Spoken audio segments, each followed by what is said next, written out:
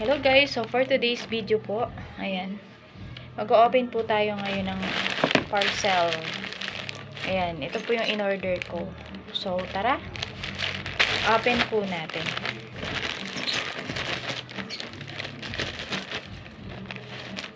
Tingnan natin kung anong laman po nito. Ayan. Ayan, ano kaya to guys? Let us see.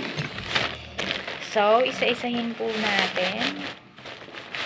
So, hindi na siya pala binalot ng seller. Ayan. So, eto po guys ay cortina. Balance curtain. Wow, ang gaganda niya. Pink.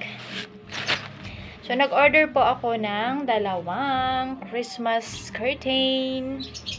Ayan. Ano po siya?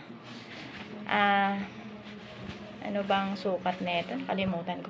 So, mahaba po siya, guys. I think 100 or 60 cm. Or isang dupa. Ay, hindi isang, ano ba isang dupa? Basta, pag inano mo yung dalawa mong kamay, hindi pa mo ng ganyan. So, yun po yung haba niya. Ayan. So, di ba maganda? So, sa akin po ito. So, dalawa po siya. Ay, tatlo pala. Tatlo po yung in-order ko. So, maganda. Thank you, seller. Ayan. Mura lang to guys. At syempre, eto naman ay medyo manipis tong isa. Pero yung isa medyo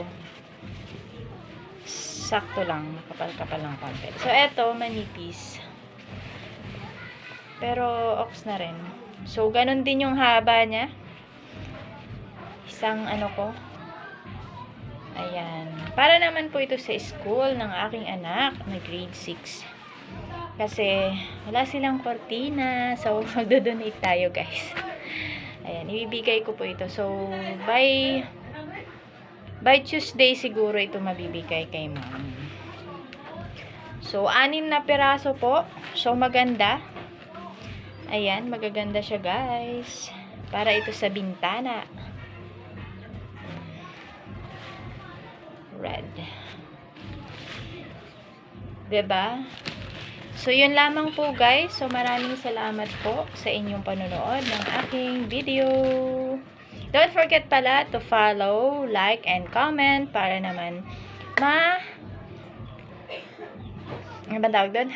Para naman mabalikan ko po kayo guys. So, thank you po sa lahat po ng sumusuporta sa aking live and videos man po yan. So, maraming salamat po. God bless everyone. Bye-bye.